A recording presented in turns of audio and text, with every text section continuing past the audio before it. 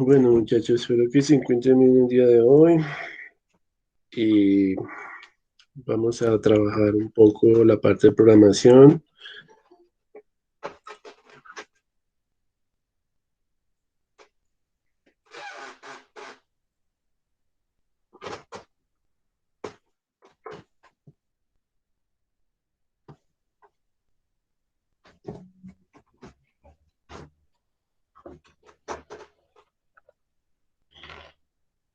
Y vamos a trabajar hoy, pues, como les había dicho, la parte de matrices bidimensionales. Entonces, pues a ver,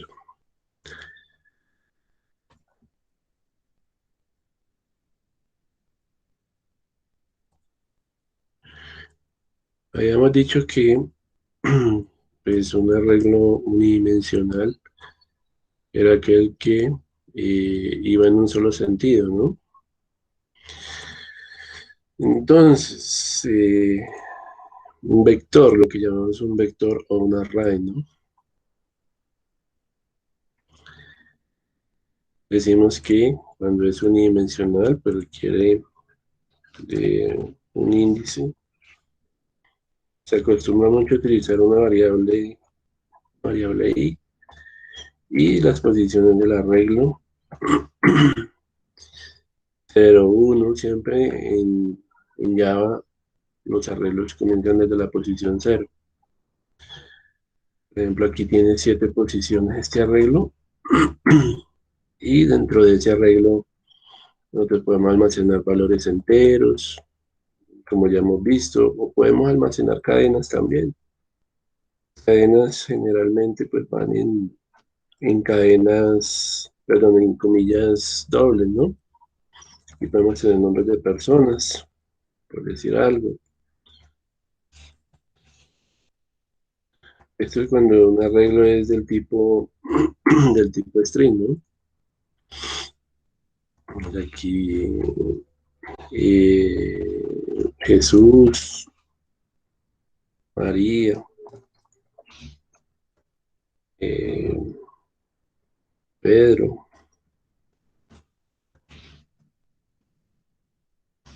Tomás,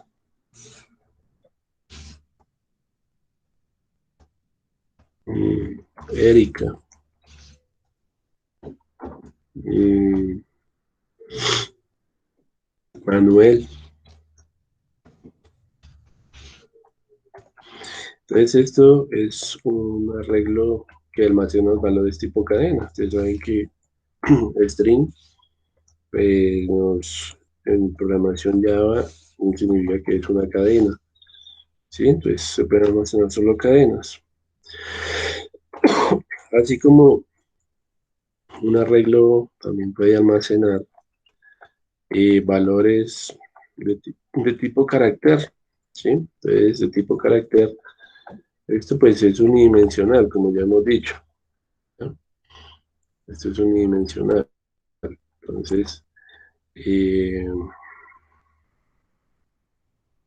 al ser unidimensional, pues solo manejamos un contador. ¿Listo? Entonces, bueno, pongamos otro tipo de arreglo acá.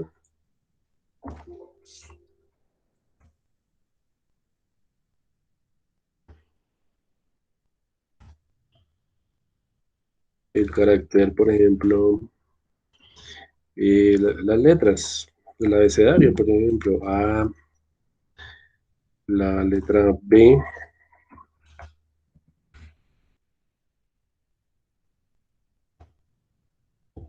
la letra C.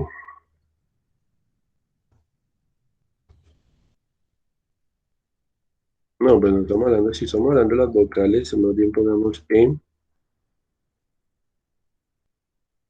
la letra I mayúscula, la O,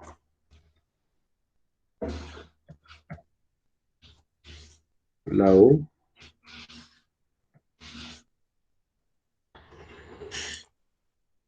Y esto, pues, ¿qué datos almacena esto? Esto almacena eh, un tipo de dato char, un tipo carácter, ¿no? El tipo carácter. Y sabemos que un carácter puede ser un solo número o una sola letra o un solo carácter especial. Estos son los valores que pueden ser almacenados cuando es tipo carácter la variable. Se pueden almacenar valores enteros, como ya vimos. Entonces, 10, por ejemplo, 20, 30, 40, 50, 60, 70. Entonces, esto es del tipo integer, ¿ya? Los arreglos pues se pueden recorrer al derecho o al revés en la dirección que usted quiera, ¿sí? Se puede hacer. Un arreglo también puede ser del tipo float o el tipo double, ¿ya?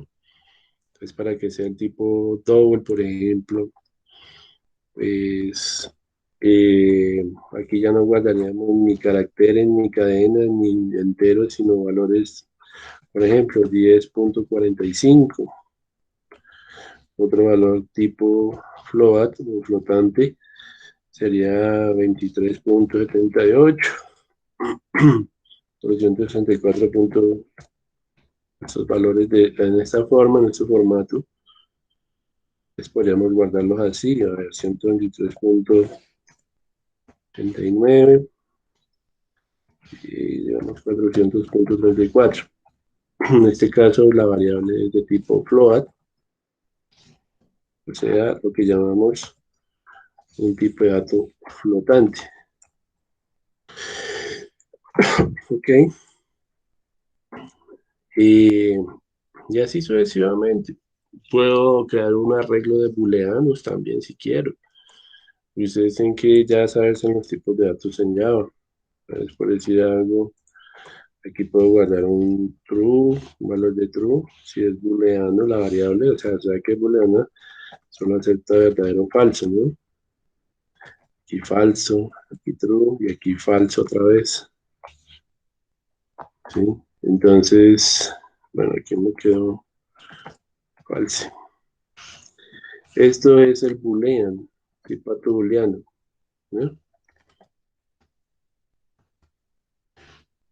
Bueno, esos son los tipos de datos, pues hay más, pero pues para que ustedes entiendan, hay ciertos lenguajes que admiten dentro de un arreglo que usted pueda combinar datos tipo cadena, eh, con numéricos, etcétera.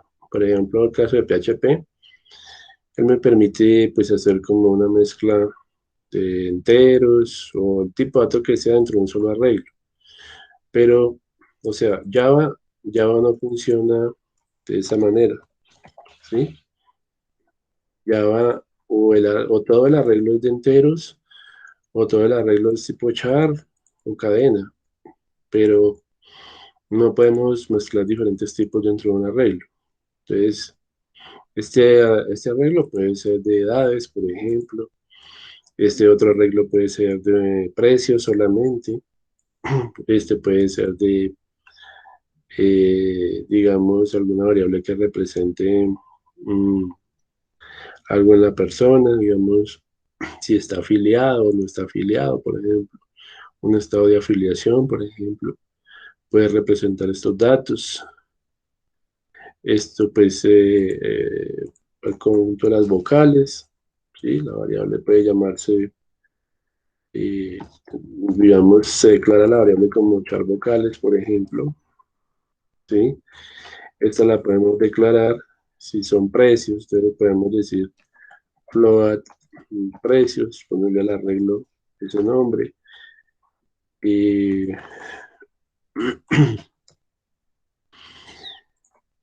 son las diferentes denominaciones que le podíamos dar a estas variables. Decíamos que esto podía ser estado, una variable booleana, y decir que es un estado de afiliación, por ejemplo, de la persona. Mm, Y aquí entonces tenemos, pongamos que esta variable, digamos que estos son edades, variable edades, pero es del tipo entero, entonces decimos integer. Bien, y pues ustedes saben que cada variable, cada tipo de dato tiene un tamaño en la memoria RAM. Entonces, por ejemplo, el integer puede reservar eh, 4, 4 o 8 bytes, un bloque de 8 bytes en la memoria RAM, sabiendo que un byte son 8 bits y que un bit es un 1 y un 0. De la variable integer puedes tener 8 bytes, por ejemplo, de espacio en memoria, mientras que una variable de tipo cadena puede tener más tamaño. Entiendo que las variables de tipo cadena van hasta 256 caracteres. Entonces, estos son nombres de personas, la variable nombres. ¿Sí? Entonces, ustedes tienen que consultar pues, esos rangos que manejan los tipos de datos, porque pues usted como programador debe ser muy estratégico a la hora de definir sus variables, porque es que no se pueden guardar, por ejemplo, números muy grandes en variables que sean, digamos, muy pequeñas. Digamos, existe otro tipo de dato en Java que es el chor, ¿no? El chorin. Se puede escribir chor o se puede escribir chorin. Eso es un entero pequeño, ¿sí? Entonces los enteros pequeños eh, ocupan menos espacio, o sea, menos bytes de memoria. Entonces, si la integer ocupa 8 bytes, por ejemplo, una chorin ocuparía la mitad, 4 bytes. Entonces, para números más pequeños. Entonces, usted como programador, pues tiene que escoger el tipo de dato adecuado para la variable, porque pues eso, a, a medida que el programa va creciendo, va a ir afectando el rendimiento de ese programa, los tiempos de respuesta y todo.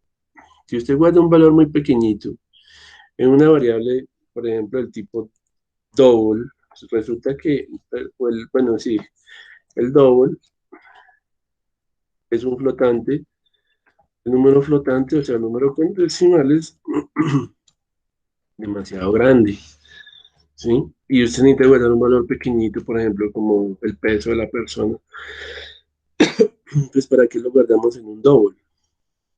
Ya, guardémoslo en uno más pequeño, guardémoslo en el float, que es de menos capacidad. Asimismo existe para enteros grandes, pues existe el long, entero largo, ¿sí? Pero usted pues debe ser muy estratégico con las variables, ¿ya? Puesto que, digamos, mm, como les digo, digamos, o puede estar subutilizando los recursos de la máquina, o superutilizando esos recursos de la máquina, lo está administrando mal. Por lo tanto, el programa no va a tener el mismo desempeño, ¿ya? Ahora, las variables, hay unas convenciones para los nombres de variables, ¿ya? Entonces, ¿cuáles son esas convenciones?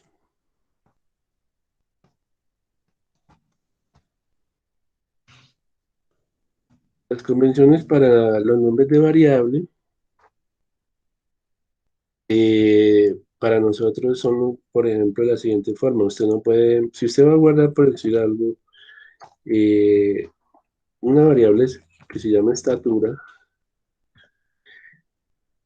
y la estatura es en centímetros, bueno, usted no puede darle a esa variable un nombre como uno quiera, ¿no? La variable va a tener eh, va a generar algún error si el nombre está mal definido. Entonces aquí, por ejemplo, esta variable está bien, no hay problema.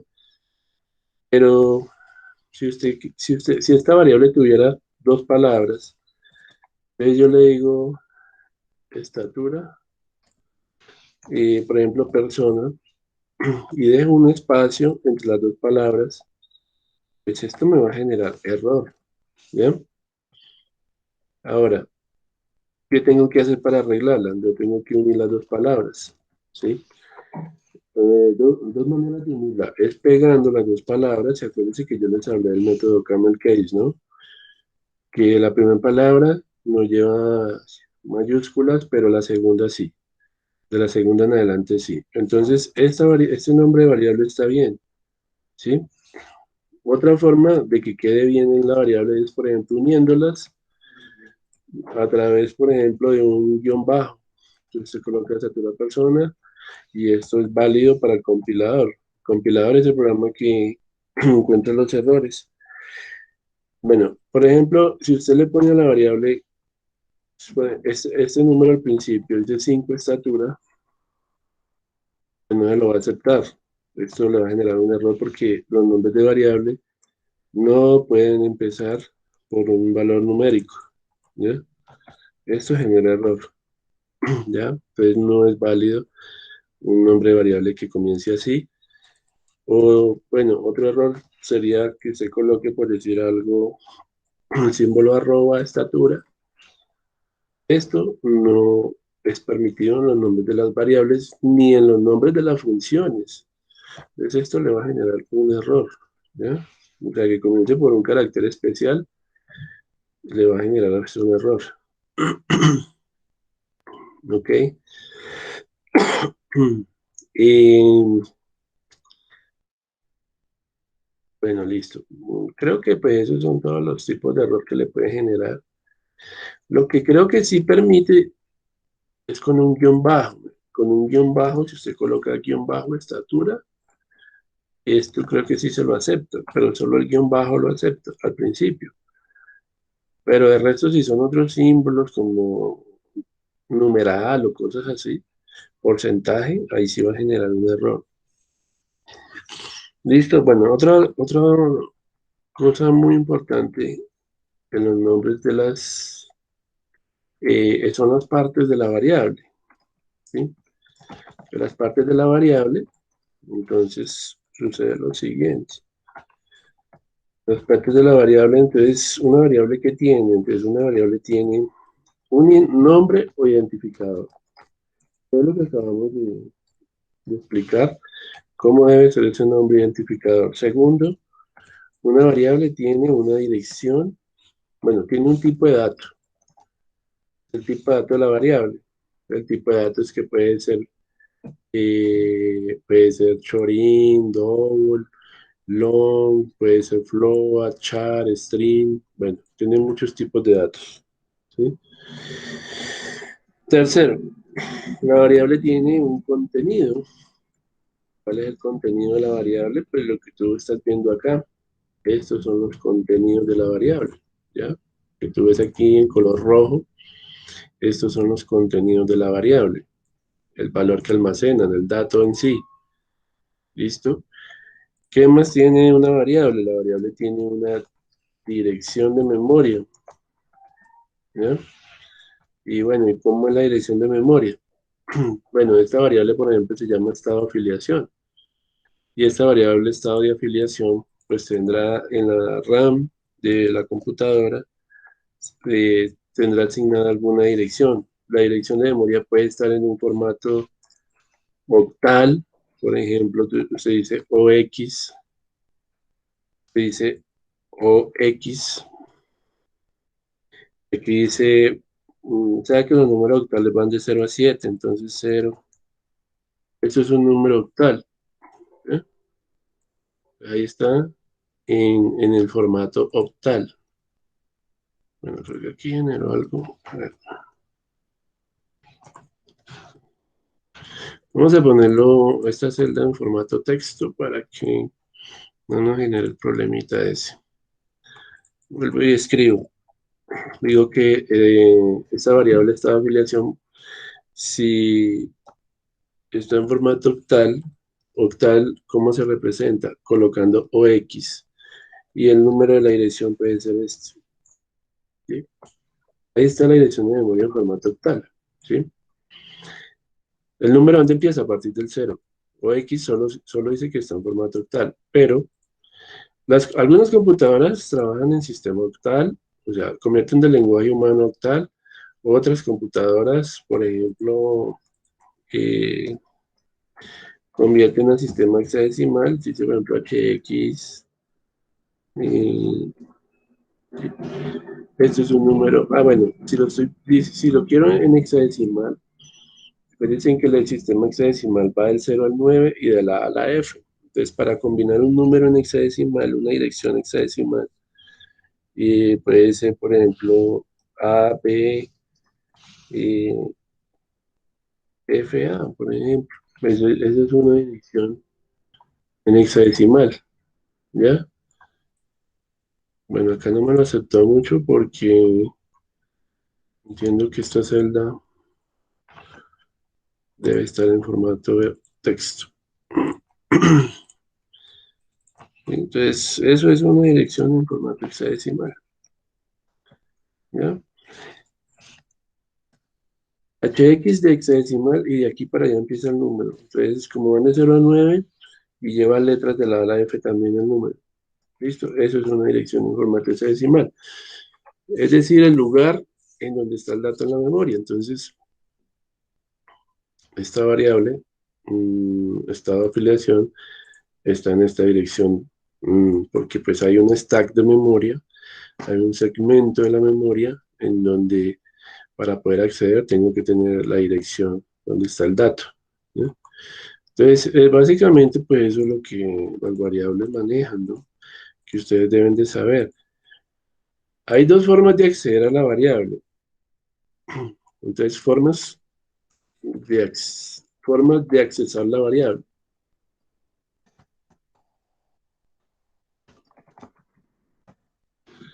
Formas de accesar una variable.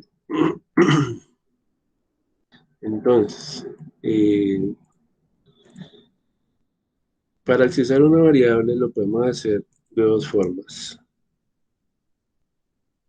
La podemos accesar primero por su valor, o segundo, por la dirección de memoria. O sea, es como cuando se lo mandan a buscar una casa. Si usted sabe el color de la casa, pues usted se va a demorar más en ese barrio para encontrarla, ¿sí? Pero si usted sabe la dirección de memoria, le va a ser más rápido, la dirección de la casa, perdón, le va a ser más rápido encontrarla, ¿ya? Entonces, en esta parte de la dirección de memoria, pues existe algo que se llaman los punteros de memoria, punteros o apuntadores de memoria, ¿sí? Entonces, por decir algo, si estoy trabajando en lenguaje Visual C++, ¿cómo hago yo para saber si es una variable o es un apuntador? Entonces, en Visual C++, por ejemplo, si usted tiene una variable entera P, Si tiene una variable entera P, está haciendo referencia al valor de la variable.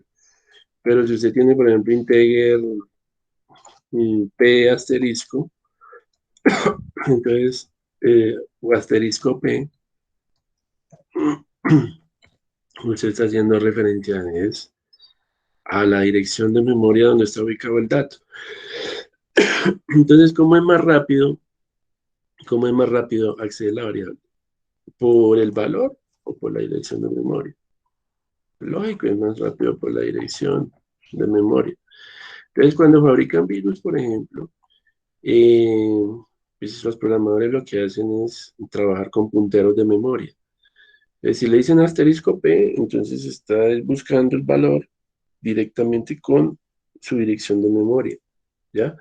Que es más rápido porque los virus, por ejemplo, necesitan dañar o vulnerar el sistema operativo, ser más veloces que el mismo sistema. Entonces, por eso el programa que infecta la máquina pues está hecho a base de apuntadores, ¿ya? No van a colocar de esta manera, ¿ya?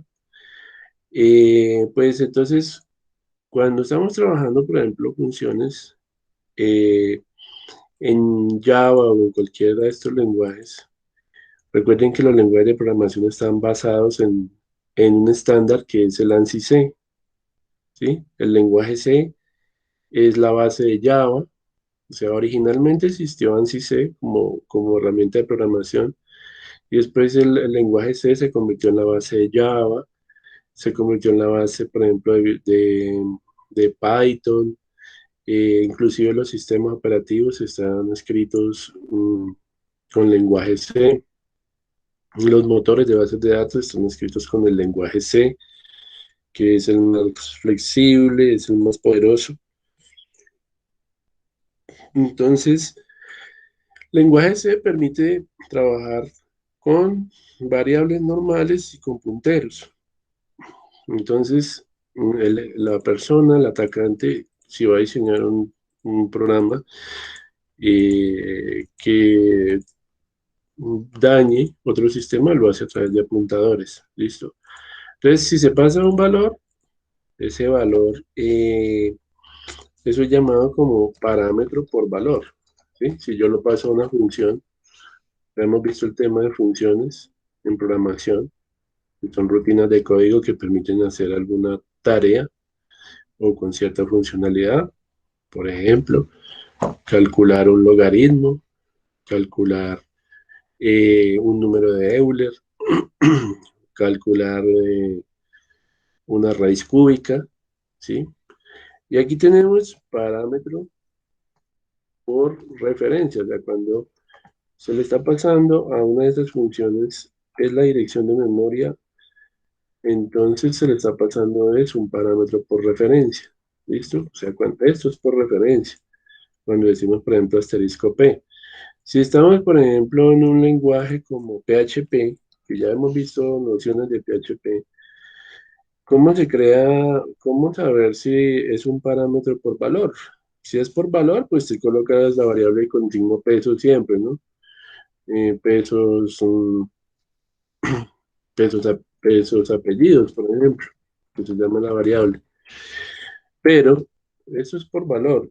Pero si usted lo necesita es indicarle a PHP que le va a enviar, es un parámetro por referencia, o sea que le va a enviar la dirección de memoria, si no, lo que necesita es un puntero, pero entonces usted le va a decir ampersand y luego va a poner el signo pesos y vamos a colocar el nombre de la variable apellidos. ¿Listo? Entonces ahí está claro qué es por valor y qué es por referencia. ¿Listo? Entonces ahí está explicadito para cada caso. ¿Ya? ¿Cómo sería la cuestión? Muy importante que tengan esos fundamentos bien claros. ¿Listo?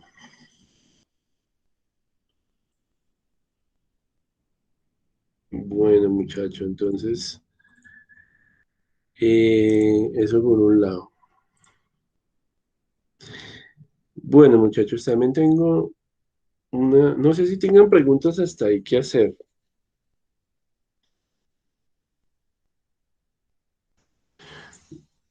Si todo está bien, entonces, porque es que, bueno, también tengo una actividad que realizar con ustedes el día de hoy. Y es una actividad de una carta, o sea, eso es una campaña de la Uniminuto, es como una campaña evangelizadora que llevan y hay una actividad que tenemos que, pues, analizar una carta de San Juan Eudes,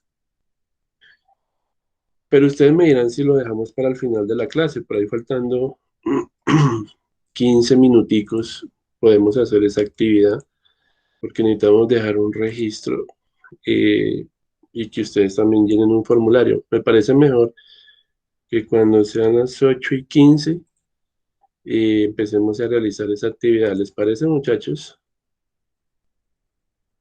Eso es de la pastoral y el área pastoral, esa parte.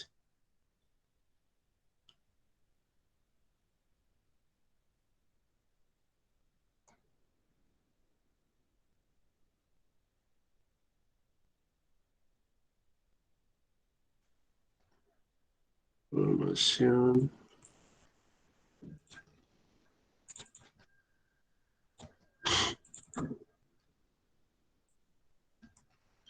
Bueno, están muy callados. Listo, yo asumo que a las 8:15 entonces terminamos la explicación para que ustedes hagamos la otra actividad de la pastoral.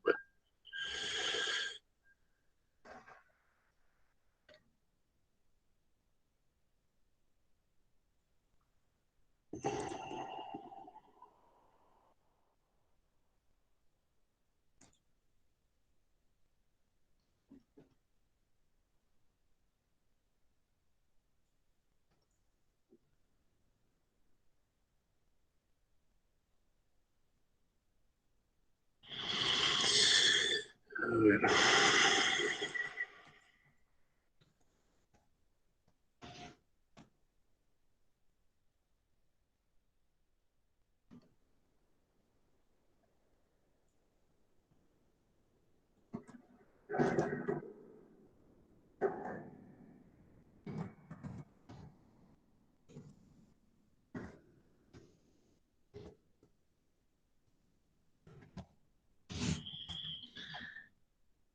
Bueno, listo, muchachos. Y con base pues ya a todo esto, vamos a pasar a ver algunos ejercicios de programación en Java, que tienen que ver con lo que son las matrices bidimensionales. Pues vamos a abrir una nueva hojita acá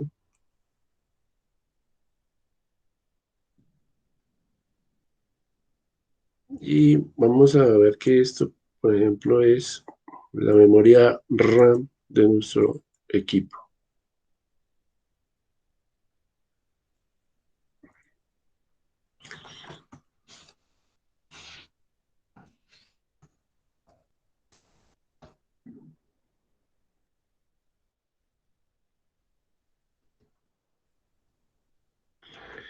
Entonces, en ocasiones ustedes van a necesitar guardar los datos, ya no en un arreglo o en un vector unidimensional, como vimos acá, ¿sí? Todos estos que ustedes ven acá los llamamos vectores unidimensionales, ¿ya? O también se denominan arreglos, en inglés arrays, ¿no? Pero solo van en una dirección, ¿ya? En ocasiones van a necesitar guardar los datos en un arreglo bidimensional, ¿sí?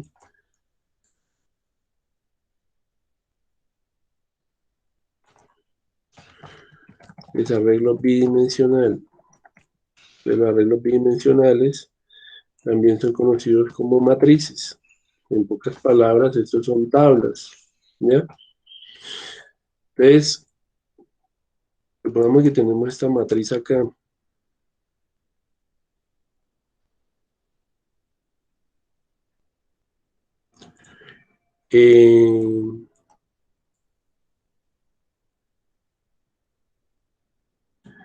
Esto es una variable, entonces usted puede guardar qué datos. A ver, puede ser un arreglo que llame edades, ¿ya? Pero entonces ahora ya no voy a manejar solo un índice, sino que ahora voy a manejar dos índices. Entonces, maneja la matriz, entonces la matriz edades. Entonces, digamos que en este caso es una matriz de cuánto por cuánto, es una matriz de 5 por 2, ¿sí? Y sabemos que, ¿cómo está definido? Filas y columnas, ¿no? El primer índice es filas y el segundo es para manejar las columnas, para poderlas recorrer. Entonces aquí tengo 0, 1, 2, 3, 4. ¿Sí? Y esos valores van a ser gestionados por una variable, por ejemplo, i. La variable i va a ser el contador de las filas, ¿no? Entonces la variable i, la variable i, vamos a colocarla más arribita, acá. La variable i,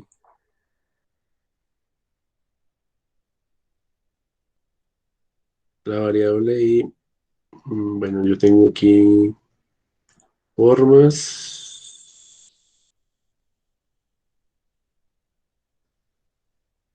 ¿Qué se me hizo? No veo las formas.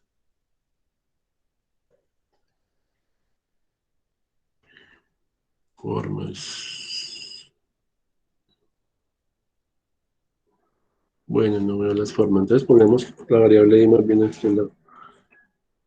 Entonces esto va a ser controlado por una variable i, las filas. Y lo que son las columnas van a ser controladas por otro índice que puede ser j, ¿no? El j me va a manejar la parte de las columnas. ¿Listo? Entonces esto sería edades, la matriz edades, subí y coma j, ¿sí? Serían los dos índices, filas y columnas. Entonces yo puedo tener acá valores diferentes.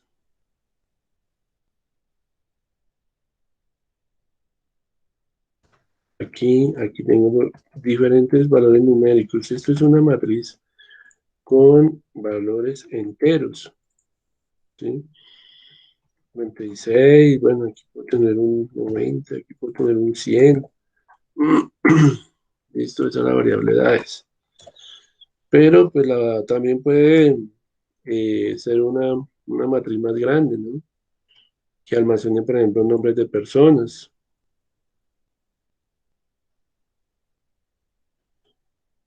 Listo, entonces, ¿cómo se declara, por ejemplo, esa variable de edades? Yo sé que tiene números enteros, entonces yo le digo int y,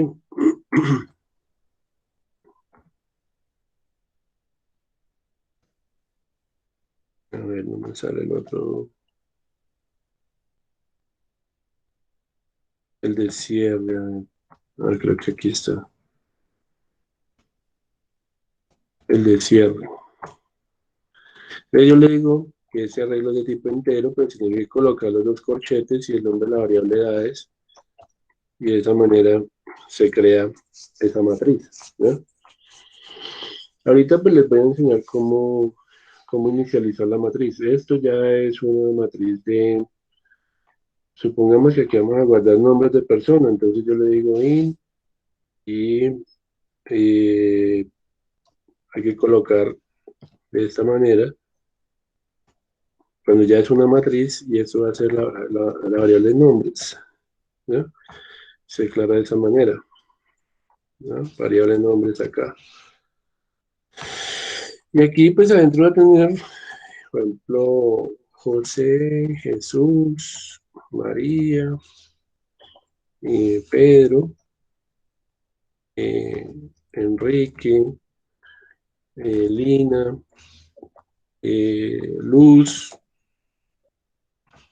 Fabián, Andrés, Teresa, Ramiro, ¿sí? Etcétera. Entonces, ya esto seguirá, ya ustedes saben que esto contiene eh, toda esa información. Bueno,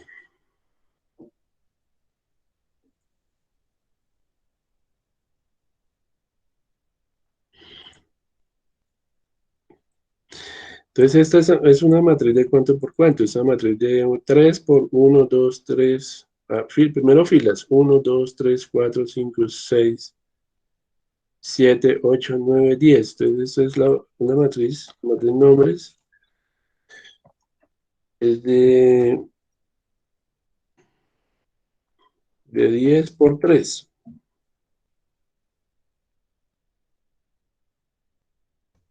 Listo, matriz de 10 por 3. Y para recorrerla, pues necesitamos variable I y J, ¿no? Y para las filas, igual se puede poner cualquier nombre al contador. No se puede poner I, pero le puede poner M, N, como usted quiera. Pero pues para el ejemplo, pues eso solo como nombre ahí. Y si usted le quiere poner contador uno, pues le pone contador uno, ¿sí? Y así sucesivamente. Entonces, si yo quiero acceder a la posición de Ramiro, ¿cómo sería la coordenada? Entonces, para acceder a Ramiro, si yo quiero guardar ese nombre en una variable X, yo le digo X es igual y le digo nombres. ¿Qué posición? Le digo la posición fila 3, eh, columna, columna 1. La fila 3 columna 1. ¿Ya? En la posición 3.1 voy a tener el nombre de Ramiro. ¿Ya? En esa posición 3.1 voy a tener el valor de Ramiro. ¿Ya? Si quiero acceder a Lina, entonces en una nueva variable, acceder donde está Lina, entonces Lina está en la 1, fila 1, columna 2. Yo le digo nombres,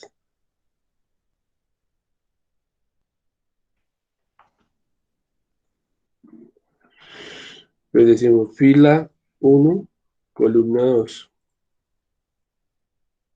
Fila 1, columna 2. Listo, entonces ya sabemos que en X queda almacenado el valor de Ramiro.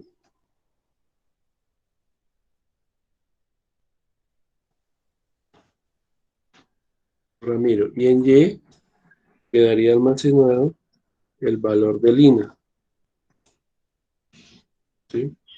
Así es como se accederían las posiciones de memoria de la regla. ¿Ya? Y eso está dentro de la memoria RAM de nuestro equipo. ¿Listo? Entonces, bueno, espero que hasta ahí haya quedado muy clarito pues esa parte de las matrices, eh, digamos, bidimensionales, los arreglos bidimensionales.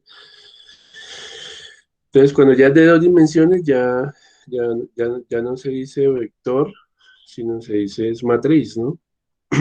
Y pues les cuento que esto también, o sea, esto no termina ahí, porque digamos los arreglos también pueden ser tridimensionales. Yo no sé si ustedes han oído hablar por allá ¿en qué? En que Google, para almacenar información en las minerías de datos y todo eso que está utilizando, eh, utiliza algo que llaman los cubos SOLAP, ¿ya? Los cubos SOLAP es una forma tridimensional de almacenar información. Entonces, a ver si encontramos un ejemplo de eso.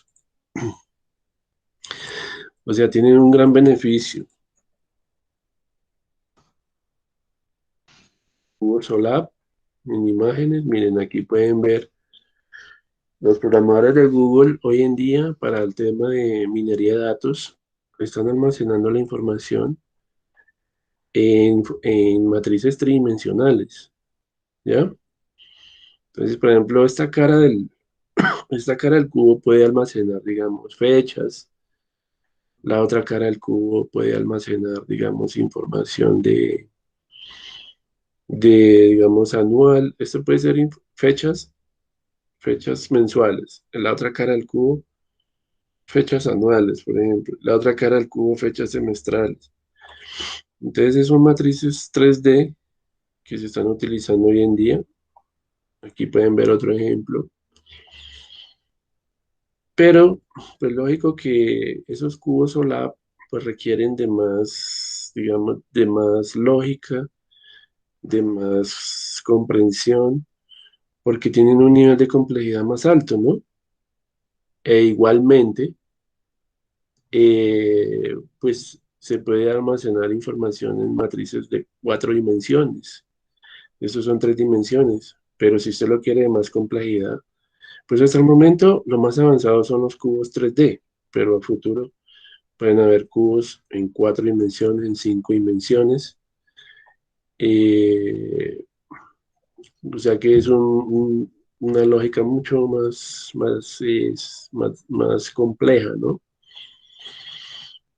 Con Java se pueden manejar cubos SOLAP, ¿sí? Porque el compilador permite manejar sintaxis tridimensional. ¿Listo? En los libros de programación en Java, pues van a encontrar, en algunos de ellos van a encontrar mucha información sobre esto. Yo voy a explicar solo hasta la parte bidimensional. Bueno, listo. Entonces, ¿qué más les cuento? Bueno, vamos a hacer algunos ejercicios aquí en Java. Por ejemplo, voy a poner la lupa también porque creo que no, esa letra está muy pequeña. Aquí tengo un ejercicio. Este ejercicio, ¿en qué consiste? Es con matrices 2D.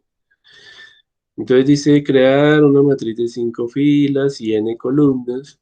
La cantidad de columnas se debe de pedir al usuario y se debe rellenar con números aleatorios entre 0 y 10 la matriz, ¿sí? Entonces, entonces es una matriz de 5 por n columnas. Pues las columnas son ingresadas desde el teclado. O sea, las filas son constantes, un valor constante que le damos desde ya a la programación, pero en la columna lo vamos a dejar dinámico para que lo defina el usuario. Entonces, 5 por n y tiene que llenarse con valores aleatorios entre 0 y 10. Entonces, eh, ¿cómo hacemos para leer un valor desde el teclado? Entonces lo hacemos, yo les enseñé una forma que era con Buffer Reader también. Por allá vimos un ejercicio con Buffer Reader en la clase anterior y con la función readline del objeto Buffer Reader. Pero aquí también está, digamos, la función scanner, que es un objeto en programación, un objeto ya predefinido en Java. El objeto scanner lee desde el teclado un valor. Recuerde que todo lo que se lee desde la consola, por estas funciones, es retornado como una cadena y que luego, así sea un número, lo trata como cadena. Pero luego entonces nos toca hacer una conversión de ese tipo de dato a entero o a lo que se necesite, ¿sí? Entonces, ¿cómo declaramos el objeto? Decimos scanner y le damos el identificador a la variable snscanner. Luego llamamos el constructor de ese objeto, porque esto es una clase, por allá debe estar en un paquete, en una librería, y una librería de clases o librería de objetos, como lo quieran llamar, y llamamos el constructor de esa clase que es newScanner. Siempre el constructor es un método de la clase que tiene el mismo nombre de la clase. y que puede tener parámetros para inicializar el objeto. En este caso, requiere que se le pase el objeto systemin, que es el objeto que gestiona pues, la parte de la consola donde podemos escribir el dato. Esta línea siempre va a ser así, nunca va a cambiar, ¿sí? Luego se pide al usuario que escriba el número, el número de columnas. Entonces aquí pues creamos una variable entera llamada columnas y le decimos igual a sn.nextin. Nextin es un método del objeto scanner que lo que hace es capturar un valor entero desde el teclado.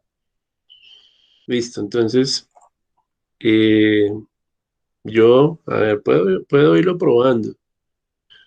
Vamos a ver. Voy a, eh, vamos a ejecutarlo acá, poco a poco. Run file. Nos separan el archivo y le da run file. Y aquí precisamente me está pidiendo el número de columnas, ¿ya? Entonces yo doy clic acá y le voy a decir, bueno, como ya sé que tiene cinco, cinco filas, me falta solo las columnas. Voy a decirle que 5 por 4 pues. Y le digo, ahorita le voy a decir enter. Ese 4 él lo va a guardar en la variable columnas, ¿sí? Y luego creo la matriz. Aquí le digo que es una matriz que va a almacenar solo números enteros. Entonces le digo matriz y debo de colocar estos corchetes. El primer corchete es para filas, segundo corchete para columnas. Esa es la sintaxis. Si yo lo coloco de otra manera, me va a generar error, listo. Y le digo new, porque esto es en sí, esto es una clase, es un objeto, ¿sí? Y como objeto, pues debe tener un método constructor. Entonces el new invoca el constructor de la clase para que se cree en la memoria la instancia y le digo in y luego le digo la cantidad de filas y luego la cantidad de columnas que fue ingresada por el usuario. En este caso, yo le he dicho que 4. Pero bueno, antes de pasar allá, no quiero que me muestre los resultados todavía. Entonces, ¿cómo hago para que no me muestre todavía lo del for? Entonces, hay una técnica que es comentarizar el código que uno no quiere que se ejecute. Entonces, aquí yo puedo colocar comentario de varias líneas, abro comentario y cierro el comentario acá abajo para que no se me ejecute el bucle del for, ¿eh? Esto es muy útil saberlo porque a veces usted para probar código necesita que algo no se ejecute, listo. Y bueno, entonces aquí simplemente me capturaría la cantidad de columnas y aquí crearía la matriz, ¿ya? De 5 por 4, que es lo que yo quiero. Entonces voy a probarlo nuevamente. Me va a pedir número de columna, nuevamente le digo 4, le doy enter y van a ver que ahí terminó. Sí, ya no va a mostrar nada. Porque como yo le desactivé estas líneas, ya las puse entre comentarios. ¿Ya? Y saben que los comentarios no se ejecutan. Y bueno, entonces ahora lo que quiero es que me llene la matriz con números aleatorios. Les quito el comentario nuevamente. Y aquí nosotros tenemos un for. Aquí nosotros tenemos un for. Aquí nosotros tenemos un for, le decimos integer igual a 0. Recuerden que para recorrer una matriz necesitamos el índice i y el índice j. Entonces, el índice i se va a mover por las filas, ¿no? Y el índice j tenemos un for interno que va a recorrer las columnas, ¿ya? Entonces tenemos un for embebido, ¿no? Dentro de otro for. Entonces decimos integer i igual a 0, i menor que matriz, punto len, sabemos que la propiedad len se va a traer la longitud que tiene la matriz, ¿cierto? Y, y luego viene el incremento. O sea, este for es para las filas y el for interno es para las columnas. Recuerden que el for interno es más rápido, porque cuando se para en una fila, él tiene que, para poder recorrer la matriz, después tiene que saltar, hacer el for de todas las J, ¿no? De todos los valores de J. Entonces, a ver, me explico. Si yo voy a recorrer este arreglo, si yo necesito recorrer este arreglo de izquierda a derecha y de arriba a abajo, entonces, o este arreglo.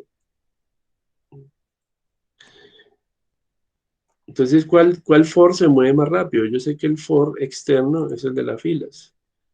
Entonces, él se va a mover de izquierda a derecha, ¿sí?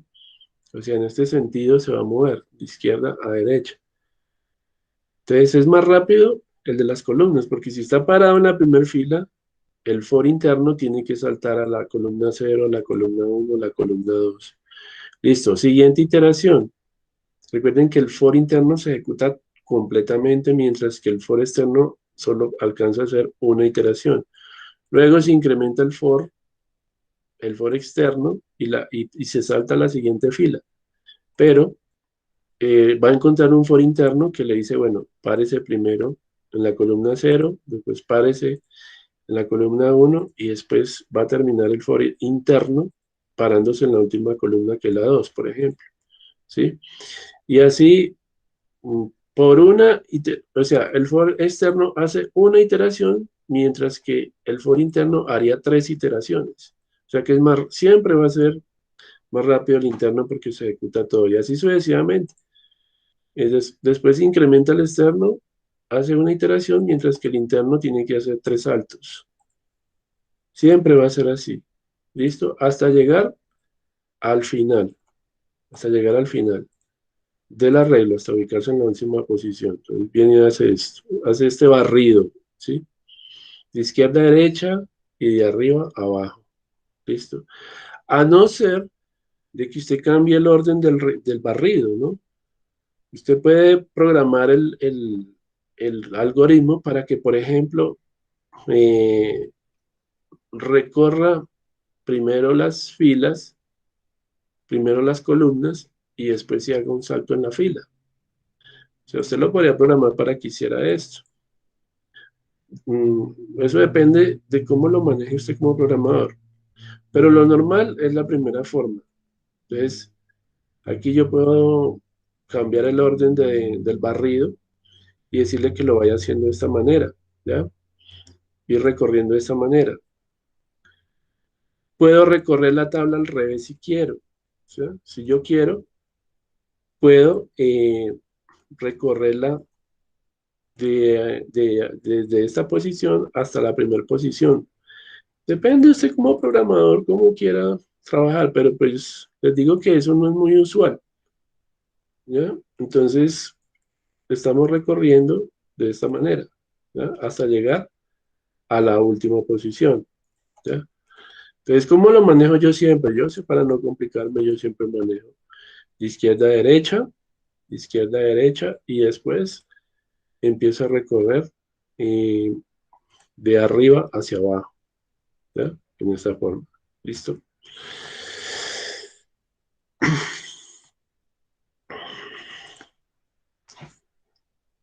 Bueno, listo. Entonces, eh, ya sabemos que este for es para las filas y el for interno el de las J es para las columnas.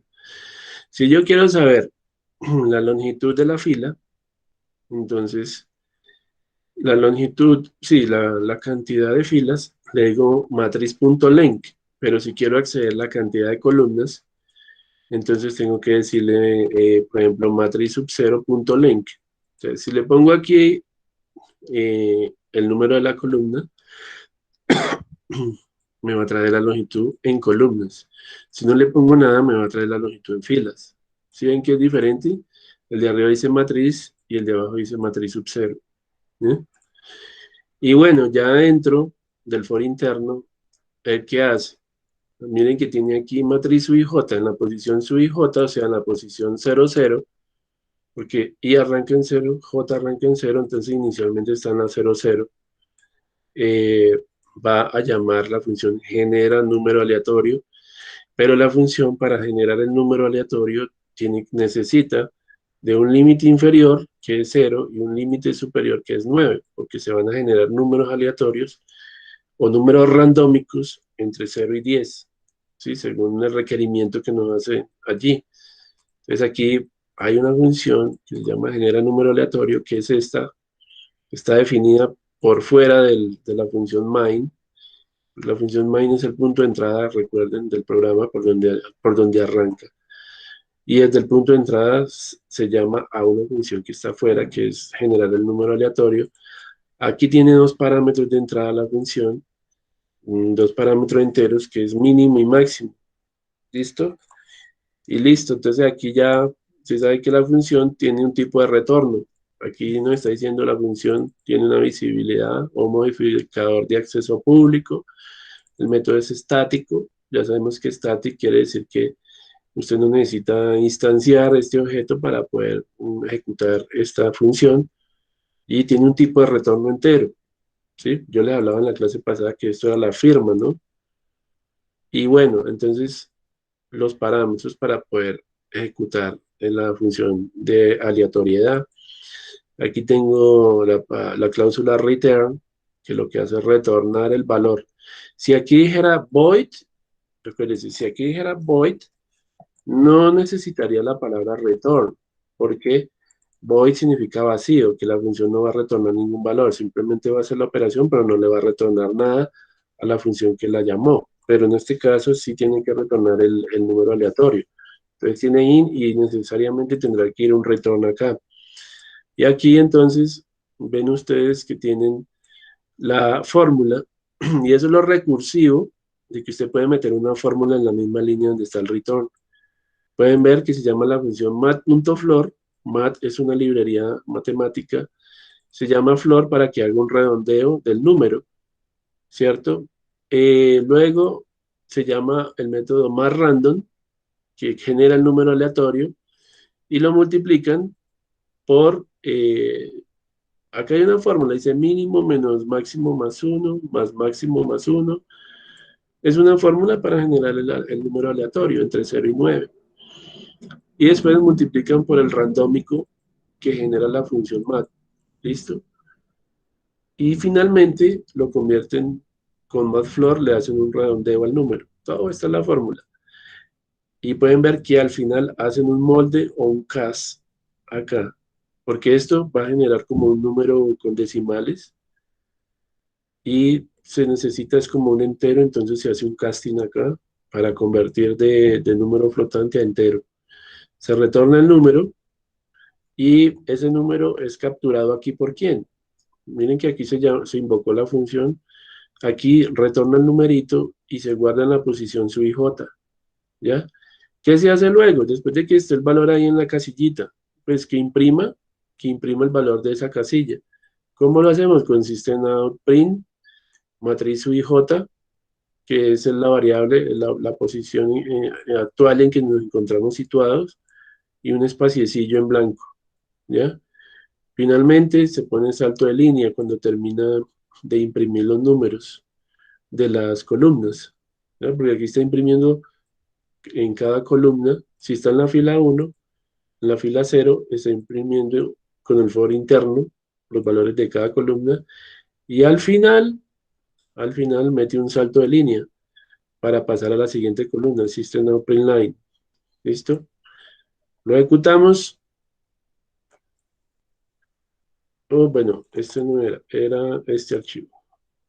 Escriba el número de columnas, yo le digo 4 columnas, y ahí pueden ver que la función random me generó números aleatorios entre 1 y 9. Esto es una matriz de cuánto? De 5 por 4. ¿Listo? Recuerden que las columnas las dejamos dinámica para que el usuario dijera cuántas columnas. Ahí están los valores. ¿Listo? Bueno, entonces ahora espero que le haya quedado claro. Eh, yo luego les dejo el código allí en la plataforma. Vamos a hacer otro ejercicio. Aquí tenemos el siguiente ejercicio. Dice elaborar un programa que genere una matriz de 2 dimensiones con las letras del alfabeto, mostrándolas posteriormente en pantalla. ¿Ya?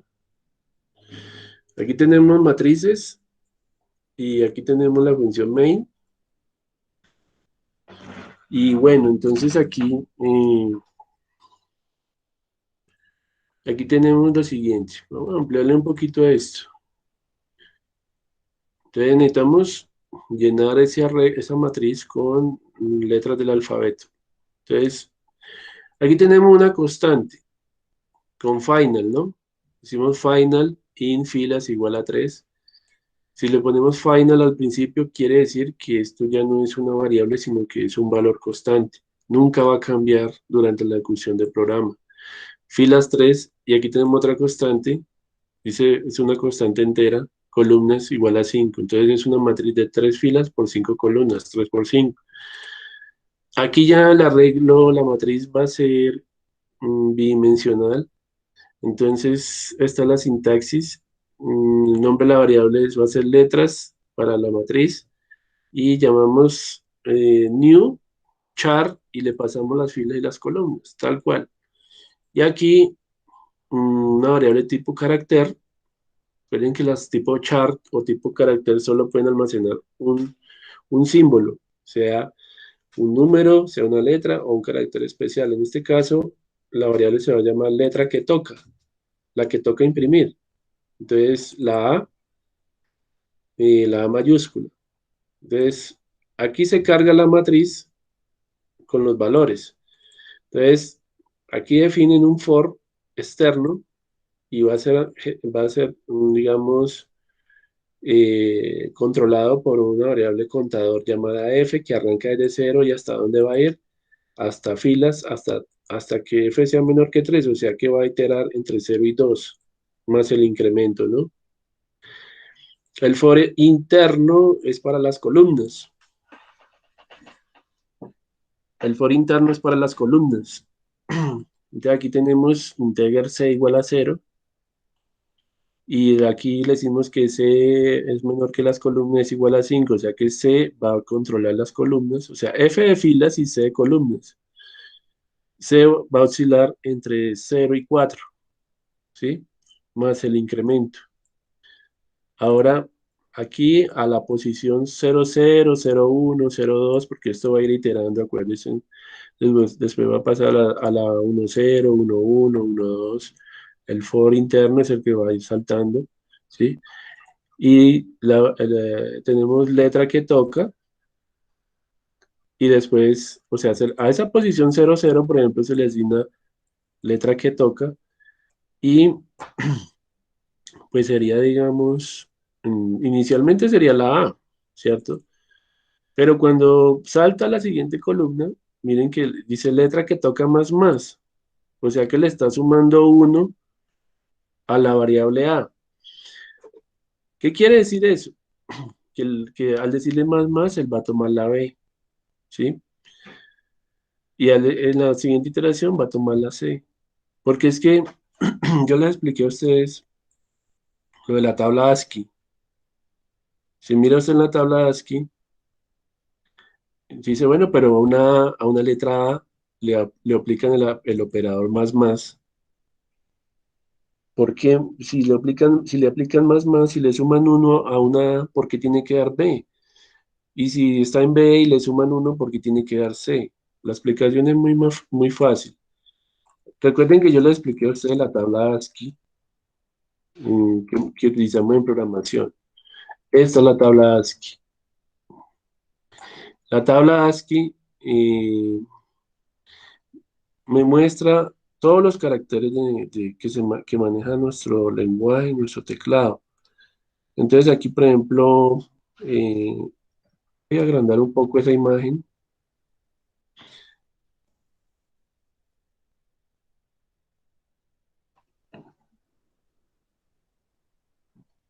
Aquí pueden ver lo siguiente, que las letras mayúsculas de nuestro alfabeto van desde el 65 hasta el 90. De 65 a 90 van las letras de la A a la Z mayúscula. Por eso, y miren que acá en decimal, cada letra tiene un número. Por ejemplo, la A es el 65, la B es el 66, la C es el 67, la D es el 68. Entonces, por eso, internamente el compilador, él lo que hace es sumarle, si tú le pasas la A acá, sabemos que A tiene A mayúscula, pero vemos que letras FC es un arreglo tipo char, pero cuando le aplicas el más, pues usted sabe que la A es el 65, internamente él hace la conversión sin que nos demos cuenta. Entonces, si le dice más a la A, él va a buscar el siguiente valor en la tabla ASCII, que es el 66. Y así, si le suman 1 a 66, pues él va a sumar internamente, él sabe en la tabla ASCII que tiene el 66 más 1, 67, el próximo es la C. Entonces esto lo hace con base a los valores decimales de que tiene cada carácter en la tabla ASCII. Por eso a una letra se le puede sumar 1, a una variable tipo char se le puede hacer el operador de incremento. Y luego, pues esto va a ir imprimiendo mm, la matriz. Y luego, si necesito imprimir el contenido de la matriz, entonces necesito otra vez hacer un for con otro for anidado para poderla recorrer. Aquí la llenó, o sea, este bloque de código llenó la matriz y el siguiente es otro bloque de código con dos bucles para recorrer la matriz e imprimir el contenido de la matriz. ¿Listo? Es F para filas, C para columnas y System Out Print Line, le pasamos la posición actual y le colocas espacio para dividir los valores. Por ejemplo, en el ejercicio anterior, vieron ustedes que se le quitó acá, se le puso un espaciecillo para que no quedaran los números pegados. Eso es lo que quiere decir esta cadena vacía que se le pone ahí al numerito que imprime, porque si no van a quedar pegados los números. Entonces es para eso. Lo vamos a ejecutar. Ahí está. Ya es que ustedes le hagan la prueba de escritorio paso a paso, pero ahí está, mire, A, B, C, D, E, F, G, H, I, J. Ahí está imprimiendo eh, las letras del alfabeto en mayúscula. ¿Listo? Ahí ya está funcionando. Bueno, listo. Por aquí hay otro ejercicio. Bueno, yo creo que yo he sacado algunos de esos ejercicios de este link. Creo que acá los encuentran. Ahí les voy a pasar este link para que estudien la parte de matrices. El link matrices en Java. Link matrices en Java. Ahí les dejo ese link. Ahí hay ejercicios para que estudien. Recuerden que la otra semana tenemos parcial, ¿no? Ya pues es el cierre del primer corte. Y bueno, entonces acá hay otro ejercicio. Matrices 2. Bueno, este programita, si quieren tomarle pantallazo al código, lo pueden hacer. De todas maneras, como le digo, yo lo voy a subir en una diapositiva y a la plataforma. Este programa lo que hace es lo siguiente. Si yo lo ejecuto, es lo que hace es imprimir un triángulo. Miren, un triángulo con asteriscos. ¿Ya? Entonces, eh, pues lo mismo, ¿no? Se crea el nuevo archivo, se le da el tamaño. En este caso, decimos que el tamaño es 5. creamos un arreglo, una matriz tipo char, y le decimos que va a ser de 5 por 5 porque tam vale 5 tamaño, ¿sí? Y pues aquí ya pueden ver que está el bloque que imprime eso, que llena, digamos, el arreglo es llenado con asteriscos y espacios en vacío. Entonces hay un for externo que controla lo que son las filas, ¿no? Luego, luego tenemos, digamos, dos for internos, miren, dos for embebidos. El primer for, el primer for es el que imprime los espacios en blanco, los caracteres de espacio en blanco. Y el segundo for interno imprime lo que son los asteriscos, ¿ya? Y al final ven una función que lo que hace es imprimir el contenido del arreglo. Una función no, un bloque de código que imprime el contenido del arreglo, ¿ya? Entonces, el for de las filas y el for de las columnas. ¿Listo? Entonces, ahí les dejo ese código. Si quieren, tómenle un pantallazo. Tómenle pantallazo. De todas maneras, yo lo subo, pero pásenlo por allá a un archivito en Word. Y vamos a hacer ahora entonces lo de la pastoral, muchachos. Ya con esto, Profe, ¿sí? qué pena. ¿Será que puede ampliar el ejercicio? Ok, listo. Listo, listo. Dame un segundo, ya le pongo la lupita.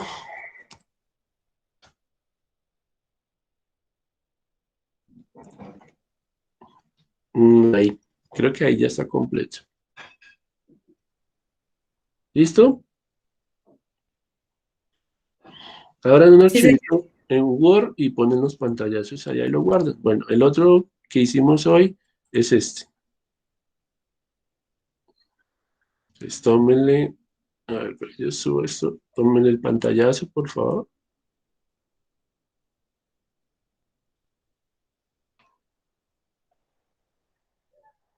Muy bien, Listo, profe.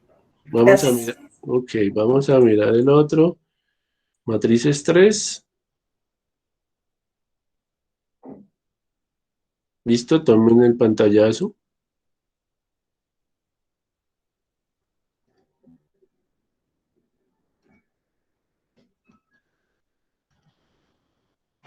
Listo, muchachos.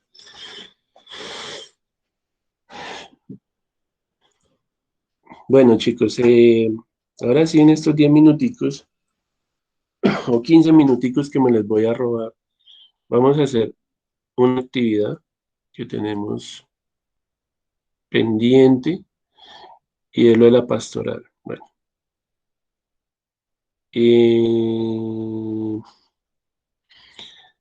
a ver, esto está por acá. Presentación San Juan Eudes.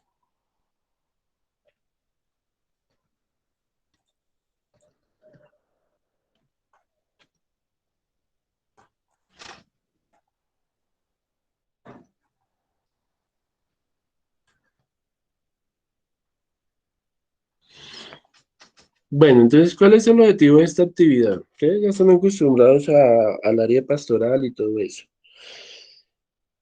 Lo que pasa es que se creó una carta, supuestamente, de San Juan Eudes, tomando, o sea, en realidad la carta la elaboró una persona del área pastoral, y tomando palabras, mensajes que San Juan Eudes dejó hace como 350 años, y es un mensaje, pues, de acuerdo a lo que se está viviendo por la pandemia y la crisis que tenemos mundial, el virus y esto del COVID-19, todo eso.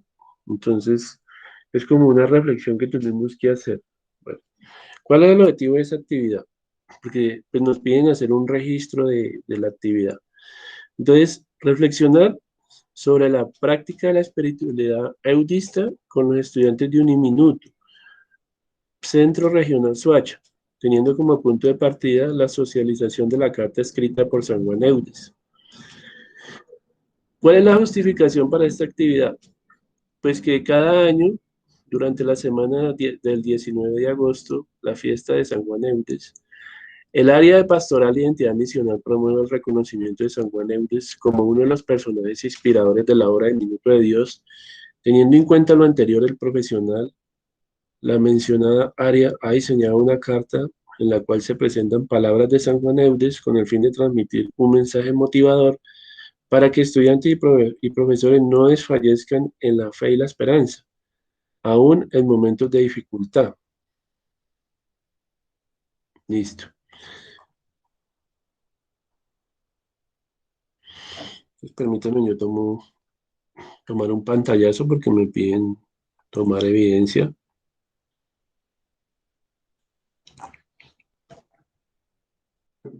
Voy a poner un pantallazo por acá de esto. Y ustedes, bueno, entonces la carta dice lo siguiente. Lugar, Soacha, Cundinamarca, fecha, el aquí y el ahora. Dice, desde la eternidad te envío un saludo especial a ti, quien está leyendo esta carta. Te preguntarás, ¿quién soy yo? ¿Qué hago en tu clase? Pues bien, te comento que soy uno de los personajes inspiracionales de la obra Minuto de Dios. Incluso fundé la Congregación de Jesús y María, comunidad en donde se formó como sacerdote el hombre que ideó algún día esta tu universidad. Sé que el último año y medio no ha sido fácil. Al igual que yo, también estás enfrentando una pandemia. Incluso yo también enfermé a causa de la peste que azotó a Francia en los años 1627 y 1631. ¿Sabes? En estas situaciones es cuando más nos preguntamos si es posible tener esperanza, aún en medio de tantas malas noticias que recibimos, que en algunas veces involucran la vida de nuestros seres queridos más cercanos. Quiero aprovechar esta carta para recordarte que, como dice una famosa mujer que se ha hecho viral en redes sociales, tú tienes la personalidad para tener aprendizajes nuevos y también fortalecer tu empatía a partir de tus situaciones de duelo. Cuando tuve que enfrentar la peste, también sentí tristeza, soledad, impotencia, pero fue la confianza en mí y el buscar soluciones lo que me permitió salir adelante y tener la personalidad de ser misionero. No olvides tener presente que tu voluntad de ayudar a quien atraviesa por momentos de duelo es significativa. Cuando lo conviertes en acciones, fue así como hablé de Jesús sin hablar de él a quien no lo conocía. Hacerlo no es fácil, pero qué bueno es esforzarse y sentirse parte del cambio. El 19 de agosto cumplí 341 años de haber muerto, pero no te asustes, no estoy aquí por un conjuro, estoy aquí porque permanezco vivo a través de las acciones que, inspiradas en el amor de su corazón, personas como tú realizan para transformar vidas. Me alegro saludarte, no pierdas la fe y esperanza en la dificultad. Con cariño y buena energía para ti y tus proyectos. San Juan Eudes, antecesor en la misión. Bueno, muchachos, pues acá hay una pregunta que acerca de lo que él plantea, y es que, ¿cómo creemos nosotros que San Juan Eudes nos orienta para fortalecer nuestra espiritualidad a partir de una situación de duelo propia o el prójimo? Pues ustedes saben que duelo es una palabra que representa lo que es el dolor que puede sentir una persona, ¿no? Aparte de que duelo también es, digamos, un enfrentamiento entre dos personas o grupos de personas, ¿sí? Entonces, pues, lo que yo pienso, y de acuerdo a lo que dice, pues, acá el material, es que nosotros debemos reconocer el porqué y el para qué de las cosas, ¿no? Que se debe reconocer cuando estamos en una situación de dolor y vivir ese dolor, pero es un dolor que nos puede conducir al bien o al mal. O sea, Muchas personas son malas a causa del dolor, ¿ya? Se han vuelto malas. Pero es porque no han reconocido y no han aceptado el dolor. Entonces, el dolor nos hace buenos o nos hace malos. Entonces, muchas personas cuando sienten dolor, eh, culpan a Dios de sus sufrimientos. Y yo pienso que no es así. Yo pienso que las personas deben de agradecer lo bueno y lo malo que le sucede a nuestro Padre Celestial. Porque decir que Dios tiene la culpa de las cosas tristes que nos pasan en la vida, no creo. Porque todos somos hijos de Dios, ¿sí? Y Él vela por todos. Entonces, eh, hay personas que reniegan del sufrimiento, ¿sí? Y en vez de ofrecer ese sufrimiento a Dios como sacrificio, lo que hacen es de pronto eh, castigar a las personas por un sufrimiento. Entonces, tenemos que vivir pues una vida humilde y entender que si las personas que están a nuestro alrededor eh, tienen que pagar por lo que nosotros, digamos, estemos padeciendo, pues estamos en un error, ¿ya? Entonces, pues esto es como un llamado a la conciencia también, en el cual pues nos enseñan que debemos también tener mucha fuerza de voluntad para poder superar los momentos de crisis. Que parte de ello es la autoconfianza que podamos tener para poder, para poder superar alguna situación contraria, ¿ya? Todas las personas pues necesitan ayuda, ¿sí? En algún momento de la vida pues hemos tenido alguna crisis, algún padecimiento y hemos necesitado la ayuda de los demás, ¿sí? Por eso hay un dicho que dice que en el mundo estamos, ¿sí? Y que no deseemos a los demás lo que no deseamos que nos hagan a nosotros. Entonces, pues esa es mi reflexión el día de hoy. Y, no, y ahora pues sigue la parte de ustedes muchachos que es dar su punto de vista. A ver, yo les voy a dejar acá la lectura. Si quieren tomar partes aquí de lo que dice el sacerdote, pues lo pueden hacer. Pues la actividad no es como tal llenar un hueco, un vacío, sino es dejar verdaderamente algo positivo, alguna reflexión. ¿Listo?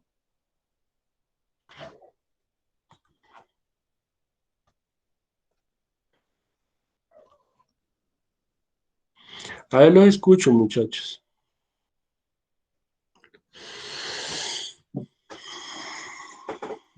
Bueno, profe, pues respecto a la carta, yo creo que nos invita también a ver el lado bueno de las cosas, así como usted decía que todo pasa por algo y que de esta situación que estamos pasando, pues tenemos que ver el lado bueno, tenemos que ver también las cosas buenas que nos han pasado a raíz de esta pandemia, que si logramos algo o de pronto algunos se unieron más con la familia o tuvieron un logro personal.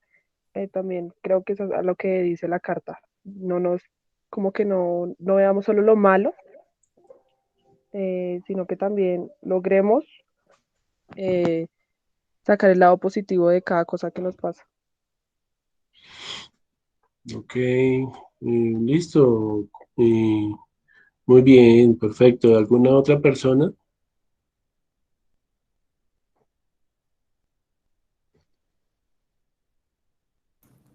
Pues también decía que en cada época se ven dificultades, ¿no? Sí, correcto. Entonces, pues que es solo como una época que se debe superar y ya. Era una invitación a eso. Como a no rendirnos por más difícil que sea la situación o el momento por el que se esté pasando.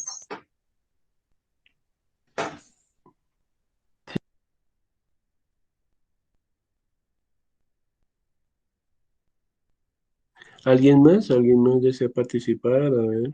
su punto de vista. Bueno, ahí les pongo lo que dice el sacerdote.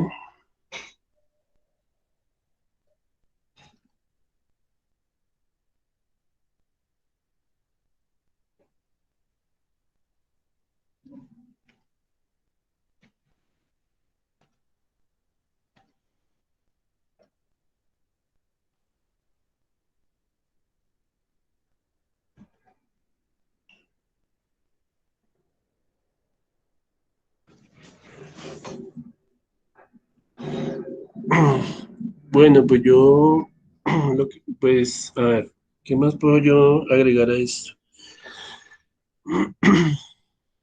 Bueno, acá pues dice eh, que pues este personaje de San Juan Eudes también tuvo una pandemia en el siglo XVII y que pues él pensaba que se iba a morir, ¿no? Y pero que la fe que él tenía hacia Dios y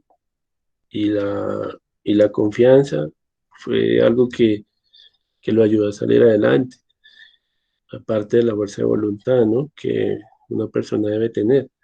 Entonces, pues yo les digo que igual ustedes han sufrido en esta pandemia, muchos se han contagiado también, y al principio pues pensábamos que inclusive esto podía ser la extinción de la raza humana, pero no fue así, o sea, no fue así porque Dios no lo permitió, Dios no permitió que la raza humana se extinguiera a través de ese virus. Y mucha gente había perdido de pronto ya las esperanzas, como dice, pero pues eh, esas situaciones nos han servido pues para crecer, ¿no? Para mejorar. Eh, Muchos perdieron sus seres queridos, muchos habrán culpado a Dios de sus pérdidas, de sus sufrimientos, pero pues yo digo que Dios también, o sea, son pruebas, pero que no las pone Dios y que pues Dios quiere saber si esos hijos son buenos o si esos hijos son malos, ¿sí?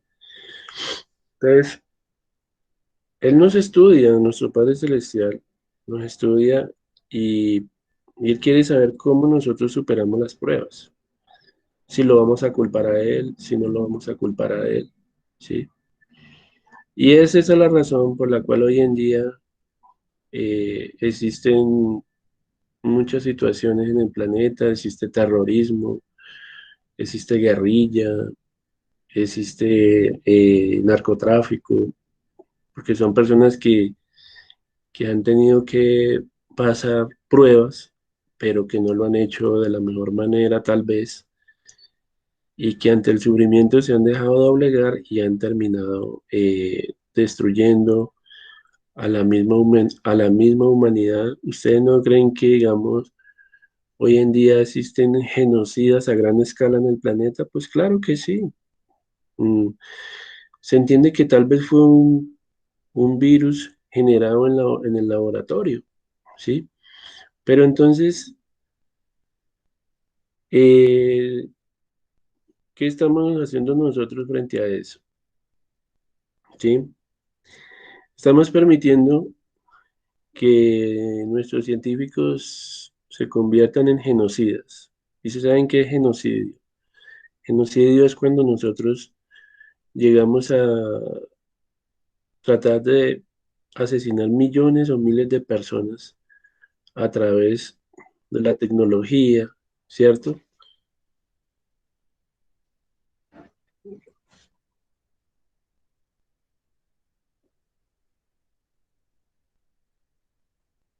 Bueno, Juan Sebastián dice que no es culpar a Dios, ¿sí? Que todo lo que pasa es por las tantas cosas que hacemos mal, que lo que vivimos hoy o a futuro son las consecuencias. Exacto, o sea, exacto, o sea, y muchos pensamos que Dios nos había olvidado, pero no fue así. ¿Ya? Dios es infinitamente misericordioso, ¿ya? Y, y vemos que todas nuestras súplicas, todas nuestras peticiones, todo eso, ha venido dando efecto, ¿no? Y que pues hoy podemos pensar que la humanidad tiene una esperanza, ¿cierto? Tiene una nueva oportunidad para salir adelante. Yo escuchaba hace unos días que Manuel Elkin Patarroyo, al principio de la pandemia, decía que pues que, que le pidiéramos a Dios la salvación porque pues él no veía que la humanidad pudiera salir adelante. Él decía que esto era el final, decía Patarroyo. Sí, y si lo dice un científico que inventó la vacuna contra la malaria, algo que otros científicos en el mundo no habían podido hacer, un señor que tiene tanto conocimiento a nivel digamos, de la virología y todo ese tipo de cosas, él decía, Dios nos ampare, ¿sí? Que porque pues en muchos países estaban ya colapsando los sistemas de salud, no habían salas de cuidados intensivos disponibles para la gente, o sea, el fin de la humanidad como tal. Entonces, pero pues Dios no permitió que estos genocidas, que estos asesinos a gran escala, eh, nos extinguieran, ¿no? Prácticamente cómo íbamos a morir, como los dinosaurios, ¿no? Nos íbamos a extinguir, muchos pensamos eso. Yo escuchaba muchas veces a los científicos hablando de que había gente que no entendía de que esto era la extinción de la raza humana, ¿ya? Sin embargo, aún tenemos una esperanza y es gracias a nuestro Padre Celestial, ¿ya? ¿Qué podemos decir también acerca de las vacunas? Las vacunas es algo muy temporal. Las vacunas tienen una inmunidad de todas las vacunas tienen una inmunidad de 6 meses a un año, ¿ya? ¿Qué quiere decir eso? Que la población tiene que estarse, muy posiblemente tendrá que seguir recibiendo vacunas cada año. Porque ¿qué pasa? Las vacunas no eliminan el virus, simplemente refuerzan el sistema inmunológico, ¿ya? O sea, ¿qué quiere decir? Que somos portadores, vamos a ser portadores, vamos a ser asintomáticos, ¿cierto? Entonces, aunque estemos vacunados y todo esto, vamos a gran escala a portar el virus, ¿ya? Aún eso no ha terminado. Entonces, ¿por qué este tipo de reflexiones? Pues para que nosotros entendamos la crisis en que aún está la humanidad, hay esperanza, pero, pero la humanidad está bajo el cuidado de Dios, ¿cierto? Y tenemos que seguir pidiendo, por eso nos dicen, hay que tener fuerza de voluntad, ¿sí? No podemos perder la confianza en nosotros mismos, no podemos perder la cabeza, ¿sí? Él también pensaba, cuando él sufrió la peste en ese tiempo, él dijo, me voy a morir, ¿cierto? Él pensaba, todo el mundo se estaba muriendo allá en Francia de esa pandemia. Y así estamos nosotros. Entonces, pero que él dice que con la confianza en sí mismo, que con la fe en Dios, porque nosotros no podemos tener fe en las cosas ni en nadie. O sea, nosotros no podemos tener fe, es que yo le tengo fe a este trabajo, es que yo le tengo fe a este señor, a esta persona, es que yo le tengo fe a este aparato. No, la fe es hacia Dios, no hacia nadie más, ni hacia ningún objeto material. Entonces, si yo pierdo la fe, pues prácticamente he perdido a Dios, ¿ya? Entonces, la fe es hacia el Padre Supremo, Él lo es todo, Él es el único, nadie puede ser igual a Dios, y eso lo sabemos. Entonces, eh, el mensaje de Él es muy claro. Si queremos salir adelante como sociedad, eh, debemos de pensar de esa manera, debemos de estar unidos, ¿sí? Con nuestros hermanos, con nuestra sociedad, para poder salir adelante. Entonces él pensó que ya no había ninguna esperanza, pero Y en ese tiempo es verdad, porque en ese tiempo, ¿qué vacunas podían existir? ¿Sí? En esa época, los remedios que se hacían las personas eran muy caseros. Si llegaba una pandemia, se moría el 60% del pueblo, el 70, 80% de la población se moría en ese tiempo. Entonces, las pandemias, cuando han llegado en las diferentes épocas, han arrasado con una población. Eso siempre ha sido de esa manera. Inclusive a Isaac Newton le pasó en Inglaterra. Ustedes saben que Newton es el padre de la física, el padre del cálculo, y yo leía, digamos, los libros de Isaac Newton, y, y él decía que cuando estaba, digamos, en Inglaterra, porque él estudió en la Universidad de Cambridge, una de las más prestigiosas de Inglaterra, en ese tiempo él, digamos, tenía que vivir las pandemias, y donde había una pandemia prácticamente tenían que quemar hasta las casas. Donde se infectaba una familia, quemaban las viviendas, quemaban las casas, quemaban todo para que el virus o la bacteria no se siguiera propagando, ¿sí? Entonces, en ese tiempo la medicina era muy limitada, ¿ya? Y en lo que yo he estudiado, de la historia de ese científico, que es el mejor científico que ha tenido la humanidad, pues puede verse que la situación para la gente de antes era muy difícil. Al menos hoy en día tenemos un nivel tecnológico y podemos crear, digamos, anticuerpos y podemos generar alternativas eh, virológicas, bueno, virales, digámoslas. Eh, tenemos una esperanza, ¿ya? El contagio hoy en día fue global, porque nunca antes un virus había tenido tanto impacto como este virus, ¿ya?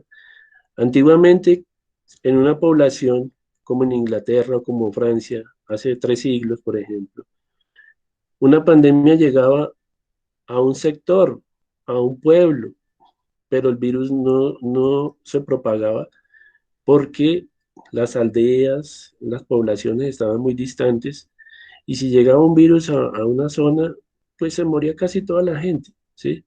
Pero el resto de pueblos, el resto de la sociedad no se veían afectados porque pues hoy en día nosotros tenemos el problema de la globalización.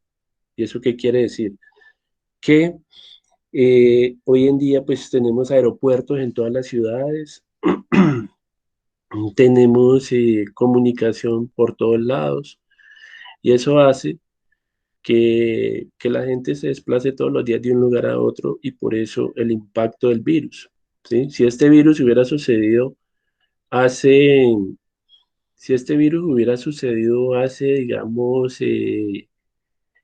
600 años, el COVID se hubiera presentado hace unos 600 años, no había tenido el impacto que tuvo hoy en día, porque no había tenido cómo proliferarse, ¿ya?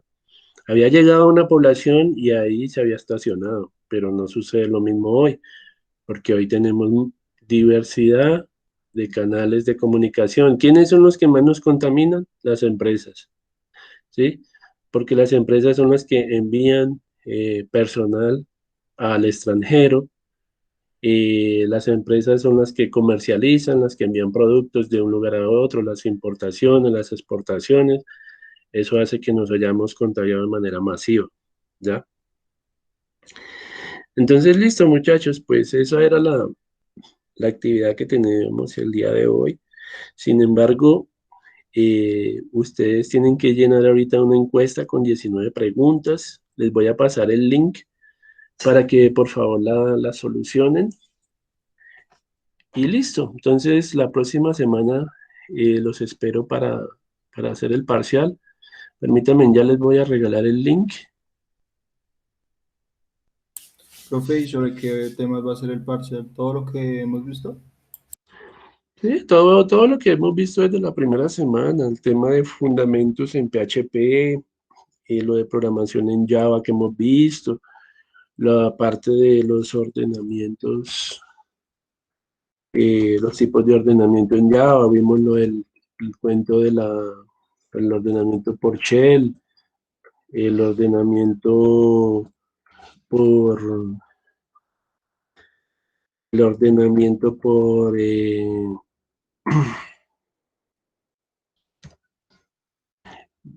inserción, por selección. Vimos 4 métodos de ordenamiento en Java. Y ahí les subí unas diapositivas también, en donde, donde nos hablan de esa parte. Donde explican gráficamente todos los ordenamientos, les dejé como 4 diapositivas. Entonces, estudien toda la parte teórica también. No se les olvide las actividades que les dejé también subirlas. Ahí están con las fechas y todo. ¿Listo? Bit, LY, 3K7, V, E1. Vamos a mirar si está bien el enlace.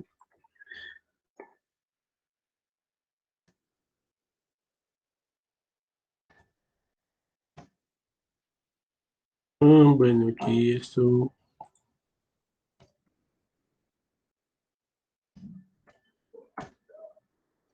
Bueno, está mal el enlace. A ver. Bit, ¿cómo es esto? Bit.1y.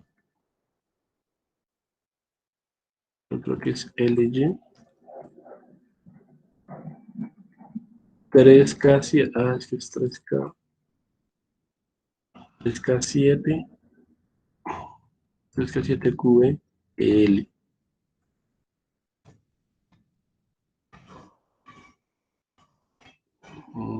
HTTPS bit.ly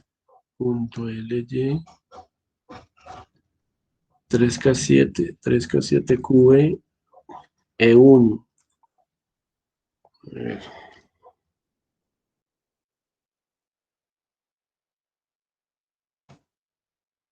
¿Abre o no abre? Sí, ese sí es. Link, encuesta pastoral. Listo, muchachos, ahí está el enlace para que entren. Y hay que resolver 3 preguntas ahí en la encuesta. Las preguntas que tienen que resolver es nombre de la actividad. Una preguntita que le sale ahí, nombre de actividad. Es campañas evangelizadoras.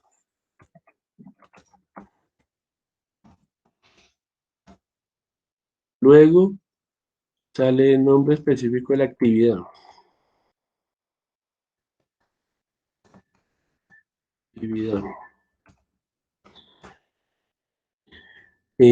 Campaña Audista 2021.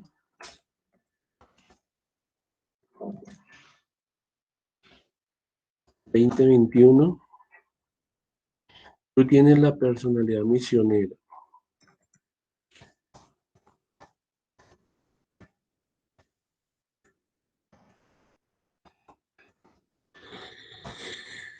Y hay otra tercera pregunta que dice, ¿la actividad contó con el apoyo de otra área? Les van a poner lo siguiente.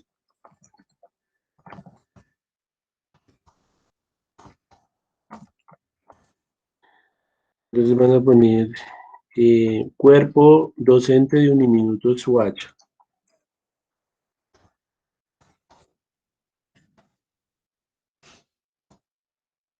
Listo, muchachos, si quieren cópiense desde aquí, miren, y me resuelven la encuesta porque creo que ahorita tienen otra sesión. Pues copien desde ahí a un blog de notas y ya la van resolviendo, muchachos. Listo, muchachos, entonces, muchas gracias por la asistencia del día de hoy. Los espero entonces el próximo martes, creo que tenemos nuevamente. Entonces, para que vengan preparados para la evaluación. Bueno, profesor. Igual, Hasta luego.